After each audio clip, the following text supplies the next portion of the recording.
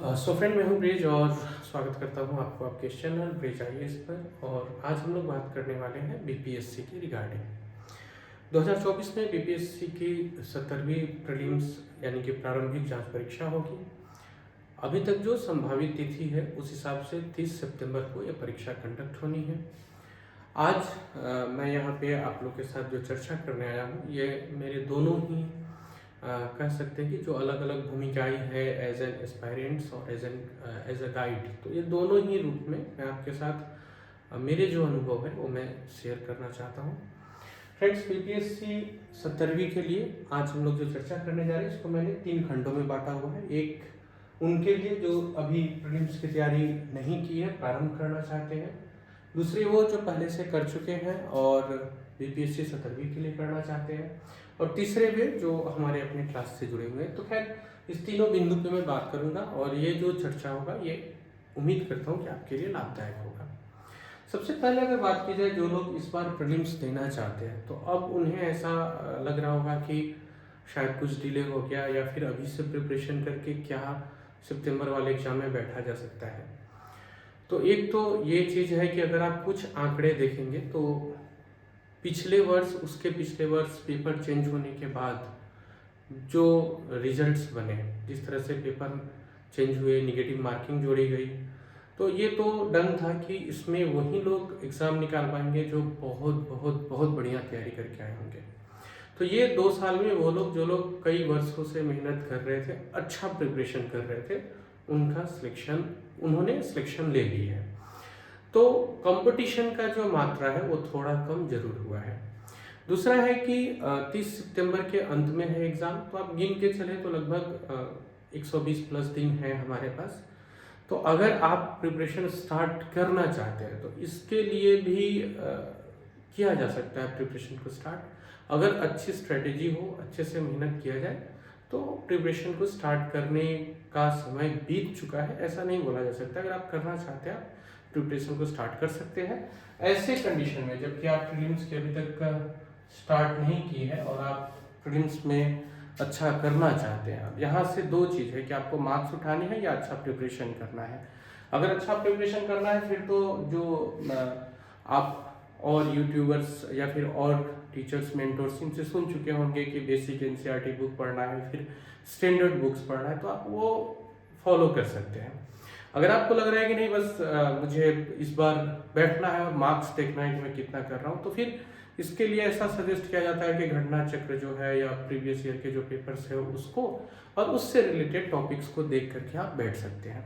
But अगर मेरा मानना है तो वो ये है कि इन सब तरह के प्रिपरेशन के लिए थॉरोली पढ़ना ही बेहतर ऑप्शन है।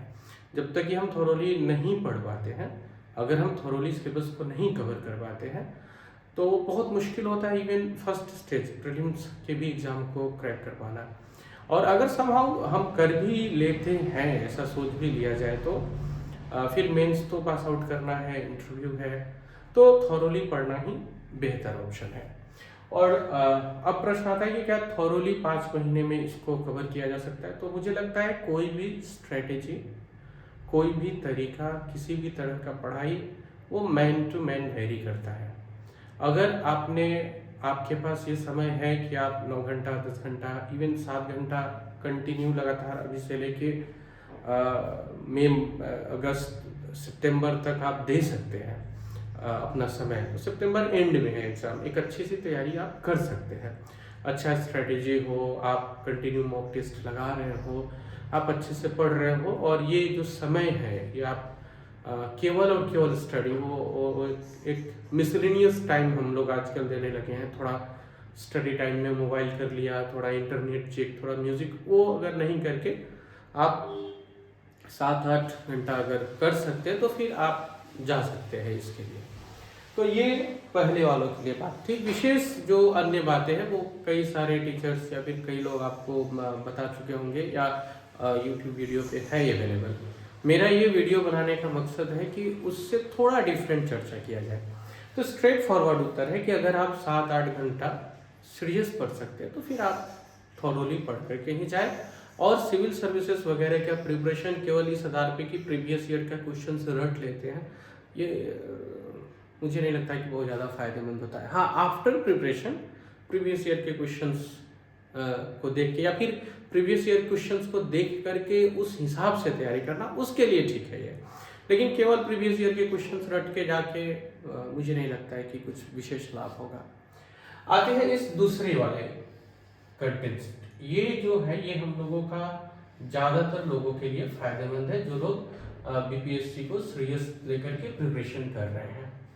बात यह है कि प्रीलिम्स का प्रिपरेशन सिलेबस पता है, ऑलमोस्ट बुक्स भी हम लोगों ने पढ़ लिए हैं, घर पे जो हम लोग मॉक टेस्ट लगा रहे हैं उसमें भी अच्छे मार्क्स आ रहे हैं। फिर रिजल्ट्स और मार्क्स के बीच की जो दूरी है इसको कैसे फुलफिल किया जाए। फ्रेंड, ये मैंने इसके ऊपर बहुत डिटेल्स में सोचा और ये 5 घटक आप कर सकते हैं, 5 तत्व कर सकते हैं जो मैंने निकाला। जिसमें पहला था कि हम लोग जो अभी तक स्टैंडर्ड बुक्स वगैरह से जो पढ़ करके आते हैं या फिर अभी तक हम लोग जो एक मानक स्तर बना करके रखे थे, स्पेशली इंडियन पॉलिटी की बात की जाए तो इस पॉलिटी के क्षेत्र में हम लोगों ने जो मानक बनाए हुए थे वो मानक अब बदलने की बारी है। क्योंकि जो प्रश्न है वो केवल राज्य व्यवस्था के कुछ रटे रटाए या फिर जो कॉमन से टॉपिक्स है वहाँ से नहीं बन रहे हैं।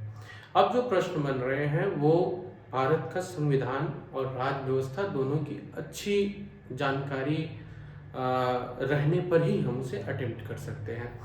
तो एक तो पहले हम लोग पढ़ते थे कि आर्टिकल्स एक साइड में और उसके कंटेंट को रख के बस याद कर लिया हो गया। नहीं, अभी जो बीपीएससी ने चेंज किया है, इवन आप कई लोगों के मुंह से सुन रहे होंगे ऐसा कि पॉलिटी का क्वेश्चन तो यूपीएससी से भी टफ कर दिया, इस तरह के कुछ बातें थी। तो फ्रेंड्स, इसमें क्या हो रहा है कि वो लोग पॉलिटी में बहुत हद तक कॉन्स्टिट्यूशन के पार्ट को डाल रहे हैं। फिर जो प्रैक्टिकल पॉलिटी है, practical polity in the sense महाअभियोग कैसे लगाया जाता है, किसी को हटाने की जो एग्जैक्ट प्रोसेस जिसको बोलते हैं ना, प्रक्रिया, उसकी जो डिटेल्स है, अगर वो जानकारी है तभी हम पॉलिटी के क्वेश्चंस को अटेम्प्ट कर सकते हैं। जैसे कि वरीयता क्रम को पूछ देना, जैसे कि आप प्रीवियस ईयर क्वेश्चन उठा करके देखिए, आपको ऐसा लगेगा कि पेपर थोड़े हार्ड है, बट जैसे ही आप ये प्रक्रिया वाले चैप्टर्स कंप्लीट करेंगे और इसको समझ लेंगे तो आपको लगेगा कि नहीं यार ठीक ही है ये पेपर। तो फिर कुछ वर्ड्स इधर उधर रहते हैं, तो मुझे ऐसा लगा कि अगर वो थॉरोली कर लिया जाए तो पॉलिटी किया जा सकता है। इसके बाद में मुझे जो दूसरी चीज लगी वो थी साइंस को लेकर के, जो जनरल साइंस है, जो जनरल साइंस के बिंदु है। इसमें जो देखने को मिला फ्रेंड्स वो ये था कि कुछ समय पहले तक हमारा माइंडसेट था बायोलॉजी से ज़्यादा क्वेश्चन रहेगा, फिजिक्स और केमिस्ट्री से मिला जुला करके, means more than 50% biology cover करेगी और फिजिक्स एंड केमिस्ट्री मिला करके हम लोग कर लेंगे। बट अभी क्या है कि पिछले 2 बार के अगर आप क्वेश्चंस देखेंगे तो उसमें फिजिक्स के प्रश्नों की संख्या भी बढ़ी है, केमिस्ट्री के प्रश्नों की संख्या भी बढ़ी है, या यूँ कहा जाए कि इक्वल कर दिया गया है, तो ये गलत नहीं होगा। आप अगर देखेंगे तो वो ऑलमोस्ट इक्वल के बराबर जा रहा है। तो यहाँ जो हम लोग बायोलॉजी तक सीमित रह जा रहे थे कि हमें बायोलॉजी को अच्छे से करना है, ये थोड़े से चीज थी जो हमारे मार्क्स को इम्पैक्ट कर रही थी फ्रेंड्स। इसके बाद आते हैं करेंट अफेयर्स। करेंट अफेयर्स को जनरली हम लोग 2 पार्ट में बांट लेते थे, एक सेंटर का मतलब केंद्रीय स्तर का जो करंट है और एक जो हमारा स्टेट का बिहार स्तर का करंट है। और फिर उसके बाद हम लोग को एक वन लाइनर कंटेंट कहीं से मिल जाए तो उसको लेकर के हम लोग कवर करते थे। और ऐसा था कि कुछ समय पहले तक इस तरह के प्रश्न, इस तरह के प्रिपरेशन से काम चल जाते थे। अभी क्या है, करेंट अफेयर्स बहुत बड़ा, मतलब मुझे लगता है कि शायद एक डिसाइडिंग फैक्टर बन गया। और इसमें भी क्या हुआ कि अगर आप देखेंगे तो फॉर एग्जाम्पल अगर कोई योजना पूछ रहा है तो ये भी पूछ रहा है कि इसको नियंत्रित कौन कर रहा है। वो एक योजना देके उससे जुड़े हुए 4-5 लाइन दे दे रहे हैं और फिर हमसे पूछ रहे हैं कि इसमें जो सही है वो बताइए। यानी कि ये जो हमारा प्रक्रिया था कि हम सोलर योजना, सूर्य ताप से ऊर्जा एकत्रित करना, ऊर्जा उत्पन्न करने की प्रक्रिया है, पढ़ लिया एनफ हो गया, ऐसा नहीं है। उन्होंने 2 चीज को समाहित किया है। एक तो डेट, अगर कोई योजना लॉन्च होती है तो जनरली उसमें किसी विशेष परिस्थिति या व्यक्ति को डिनोट करके लॉन्च की जाती है। ऐसे में वो जानना चाहते हैं कि क्या हमें उस व्यक्ति या फिर उस स्थिति की जानकारी है या नहीं, शायद ये जानना चाहते हो, इसलिए उसमें डेट को भी आजकल मेंशन कर रहे हैं कि ये किस डेट को हुआ बताइए। तो ये एक है फैक्टर जो हम लोग मिस कर रहे हैं करंट में। तो एक तो ये कि हम लोग वन लाइनर्स रट रहे हैं और दूसरा हम लोग डेट को छोड़ दे रहे हैं। तीसरा, बहुत ज़्यादा पहले लगता था कि करंट अफेयर्स में बटा हुआ है 50% मीन्स मोर देन 50% हमसे बिहार रिलेटेड पूछे जाएंगे। ये भी संख्या थोड़ा उतार चढ़ाव तो देखने को मिला है। अगर कहा जाए 70-30 तो गलत नहीं होगा, क्योंकि 70% जो क्वेश्चन है वो केंद्र रिलेटेड जो है वहाँ से बन रहे हैं, 30% ही क्वेश्चन है जो हमारे आप कह सकते हैं कि हमारे अपने स्टेट से आ रहे हैं।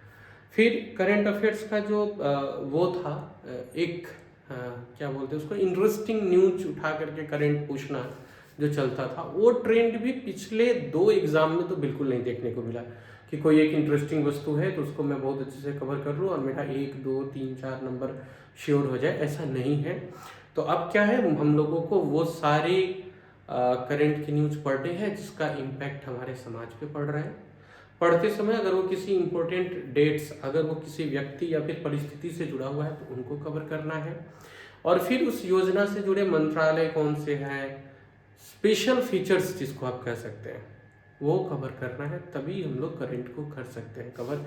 मुझे लगा कि ये जो वो कड़ी है जो हम लोगों को थोड़ा परेशान कर रही है, जो आफ्टर क्या कहते हैं उसको, प्रिपरेशन भी अच्छा है फिर भी मार्क्स नहीं गेन कर पा रहे हम लोग, उसके पीछे रीजन ये है। फिर क्या है, आते हैं चौथे टॉपिक पे, ये है निगेटिव मार्किंग का सही तरीके से यूज पता नहीं हम लोग कर पा रहे हैं या नहीं। तो इस विषय में जो मैं अपना बात बता रहा हूँ आपको कि ऐसा क्रिकेट में एक रूल है कि अच्छा बैट्समैन वो होता है जो अच्छे गेंदों को छोड़ना जाने, एलिमिनेट कर स्किप करना जाने। अगर मैं 150 में 150 क्वेश्चन बनाने का प्रयास करूँगा तो मुझे लगता है कि एक बहुत अच्छी तैयारी होने के बाद भी प्रैक्टिकली ऐसा संभव नहीं है कि उनके 150 प्रश्नों में 150 के उत्तर मुझे आते हो, हमें आते हो। ऐसा मतलब मुझे मेरा मानना है ऐसा कि ऐसा संभव नहीं है। तो फिर ये एक प्लानिंग होना चाहिए कि वो रूल्स कि एक अच्छा बैट्समैन जानता है किस बॉल को छोड़ना है, किस क्वेश्चन को हमें छोड़ना है, ये भी हमें पता होना चाहिए। बट फ्रेंड, यहाँ एक चीज़ देखने को मिलती है, ये जो रूल है वो किन के ऊपर एप्लीकेबल होता है। क्रिकेट मैच में आप मान लीजिए कि बॉल कम है और रन ज़्यादा बनाना है, तो ऐसे में तो हम उस पैटर्न पे नहीं जा सकते हैं कि रिस्पेक्ट करें, कुछ क्वेश्चन को एलिमिनेट करें, हमारे पास बचता ही नहीं है कुछ भी। फॉर एग्जांपल, ज़्यादातर हम लोग जब लास्ट हाफ एन आवर बचा हुआ रहता है एग्जाम के, उस समय हम लोग एक काउंट करके मिलाते हैं कि हमने कितने प्रश्न को हल किए। वहाँ देख के ऐसा लगता है कि यार नहीं, अभी तो बहुत सारे प्रश्न हमारे छूट गए, हम और प्रश्नों को कर सकते थे। या अगर कट ऑफ 100 के अराउंड में रह रहा, मैंने 75 क्वेश्चन ही अभी तक अटेम्प्ट किया, तो फिर उसके बाद ना ये सोचना समझना दिमाग बंद कर देता है। फिर लगता है चलो जो जो आता है उसको बनाया जाए, कुछ को दिमाग लगा के बनाया जाए। और है भी, अगर कट ऑफ 100 के आसपास है और हमारा अटेम्प्ट ही 100 के नीचे हो या 100 के आसपास हो, संभावनाएं लगभग न के बराबर होती है। तो ऐसे में ये जो रूल्स है कि अच्छे बॉल छोड़ो, ये तब एप्लीकेबल है जब हमारी प्रिपरेशन बहुत अच्छी हुई है, और ये रूल अप्लाई करना भी है, मतलब ये रूल अप्लाइड होना भी चाहिए। हम सारे के सारे क्वेश्चंस को अटेम्प्ट करते जाए तो फिर ऐसा नहीं है कि हम सारे प्रश्नों को जानते ही हों। तो फिर इसका सॉल्यूशन क्या आता है? सॉल्यूशन ये आता है कि वो जो मैंने क्रिकेट का उदाहरण उठाया था, अगर हम मार्जिन कम कर दें, मीन्स अगर मेरा अटेम्प्ट ऑलरेडी 120 के इर्द गिर्द हो, मैंने 120 के इर्द गिर्द जेन्युइन अटेम्प्ट कर लिए हो, एक मिनट,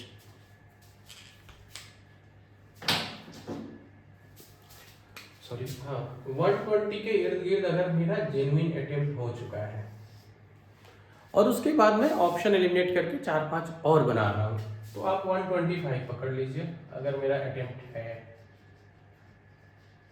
या यूं समझिए 115 भी है तो भी, तब मैं ऐसा सोच सकता हूं कि किस को छोड़ना है। अगर मुझे ये इतना अटेम्प्ट मैंने ऑप्शन एलिमिनेशन और अपने नॉलेज के आधार पे लगा लिया है, तो फिर मैं सोच सकता हूँ कि मुझे कितने और बनाने हैं या छोड़ने हैं। लेकिन अगर आप यहाँ मान लो कि हमारा अटेम्प्ट ही 90 है, सो कैसे हम सोच सकते हैं कि फिर कौन से गेंद को खेलना है, किसको छोड़ना है।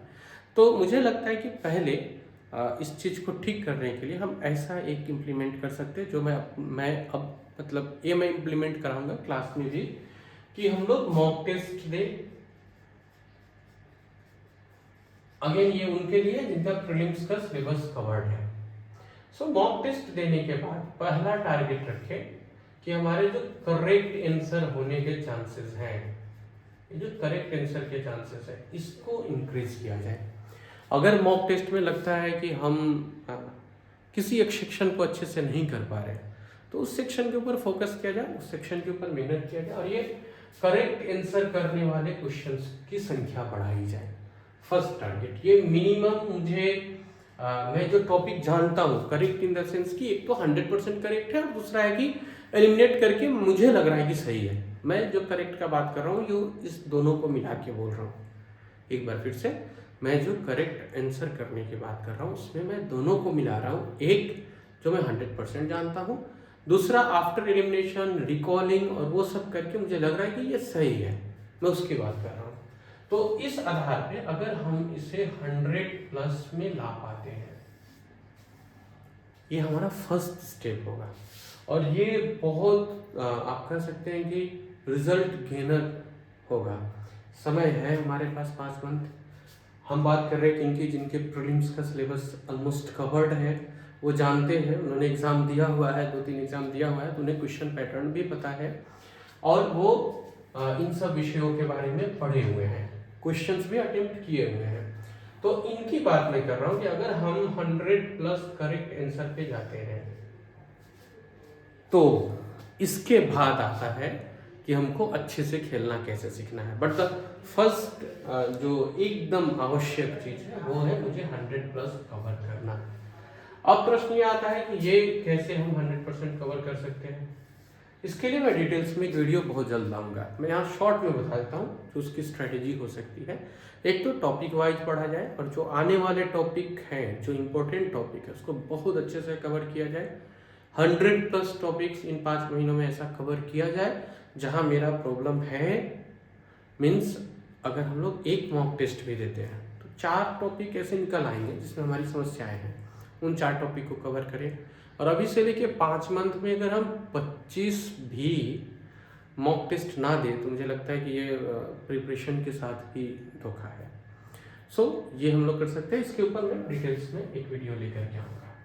एक है निगेटिव मार्किंग को लेकर के जो कन्फ्यूजन है। द लास्ट वन इज एक और चीज़, अब क्योंकि निगेटिव मार्किंग आ गया है तो कुछ भी हम जो OMR सीट में रंग रहे हैं आंसर्स को, उसका एक बड़ा इम्पैक्ट हम पे पड़ेगा।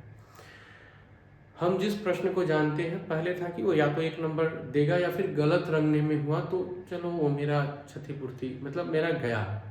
लेकिन यहाँ अब माइनस की बात है, तो OMR सीट को ठीक से हैंडल करना,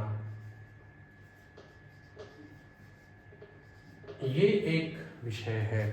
और इसके लिए सिंपल और एक ही फॉर्मूला है कि अभी से जो भी मॉक टेस्ट हम दें उसको OMR सीट पर ही दें। फ्रेंड्स, ये चर्चा था सेकंड जिनकी प्रीलिम्स पूरी हुई है उनके बारे में। अब ये जो एक कंटेंट बच गया, जो हमारे साथ यहाँ पढ़ रहे लोग, उनको कैसे, मैं आपको उनके पढ़ने के स्टाइल्स, वे, तरीके वो भी आपके साथ शेयर करूँगा। मैं नेक्स्ट क्या सोच रहा हूँ वो भी आपके साथ शेयर करूँगा और नेक्स्ट वीडियो में मैं ये करेक्ट करने के भी पद्धति के ऊपर बात करूँगा। सो नेक्स्ट वीडियो को आप जरूर देखिएगा इस कड़ी का। आज इतना ही, हम लोग मिलते हैं अगले वीडियो में। अगर वीडियो अच्छा लगा हो तो मुझे बताइएगा जरूर। Thank you.